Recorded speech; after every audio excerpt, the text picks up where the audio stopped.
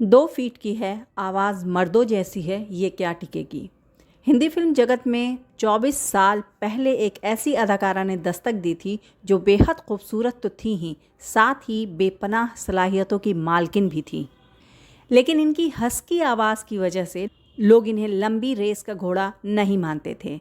लेकिन चंद फिल्मों के बाद ही इस अदाकारा ने ये साबित कर दिया कि हुनर और हौसलों से कामयाबी मुमकिन है।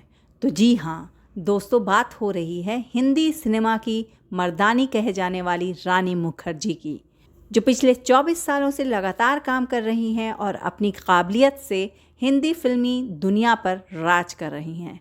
यूँ तो ये बॉलीवुड की बेहतरीन अदाकारा हैं और हम सभी उनकी तमाम अच्छी बातों को जानते हैं, लेकिन पर्दे के पीछे इनकी कुछ ऐसी भी बातें हैं जो कम ही लोग जानते होंगे। तो आइए हम जानते हैं रानी मुखर्जी की कुछ ऐसी बातों को जो उनकी हकीकत बयां करती है। तो बने रहिए हमारे साथ।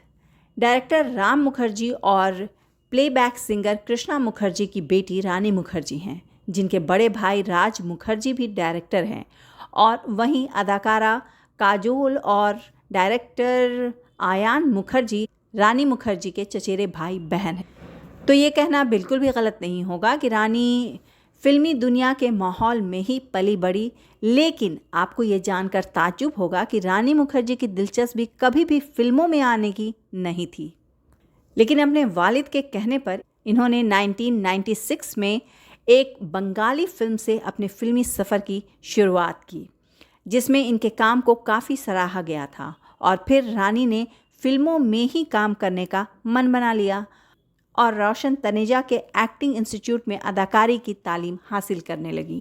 इसी बीच अख्तर साहब ने इन्हें फिल्म आ गले लग जा में काम करने का मौका दिया, लेकिन रानी मुखर्जी के वालिद ने मना कर दिया। अदाकारी की तालीम मुकम्मल करने के बाद इन्हें एक और फिल्म में काम करने का मौका मिला। फिल्म थी राजा की आएगी बारात, जिसके साथ इन्होंने बॉलीवुड में डेब्यू भी किया, लेकिन ये फिल्म कोई ख़ास कमाल नहीं दिखा पाई। फिर आई इनकी दूसरी फिल्म गुलाम, जिसका एक गाना आती क्या तू खंडाला ने इन्हें खंडाला गर्ल के नाम से मशहूर कर दिया। और इसके बाद इनकी बड़ी कामयाब फिल्म रही शाहरुख खान के साथ कुछ कुछ होता है। हालांकि इस फिल्म में इनका किरदार मुख्तसर सा था, लेकिन इनकी अदाकारी ने इन्हें सबकी नज़रों में ला खड़ा किया। इसके बाद रानी ने कई फिल्में की, लेकिन बादल, चोरी चोरी, चुपके चुपके, मुझसे दोस्ती करोगी जैसी फिल्मों में रानी की अदाकारी ने छाप छोड़ी, जिसकी वजह से यश राज बैनर्स के अंदर इन्हें एक टेली फिल्म में काम करने का मौका मिला, जिसका नाम था साथिया, जो साल 2002 में आई थी। विवेक ओबरॉय के साथ की ये फिल्म काफ़ी पसंद की गई, जिसके लिए इन्हें पहला फिल्म फेयर अवार्ड भी मिला। फिर एक लंबे वक्त के बाद फिल्म युवा से रानी को अपने किरदार के लिए काफ़ी सराहा गया था, और इस फिल्म में भी इन्हें फिल्म फेयर अवार्ड मिला। और फिर बंटी बबली, वीर ज़ारा, हम तुम, ब्लैक जैसी ब्लॉकबस्टर फिल्मों ने रानी को कामयाब अदाकाराओं की फहरिस्त में जा खड़ा किया। और 2004 से 2006 का दौर रानी मुखर्जी के लिए सुनहरा दौर साबित हुआ।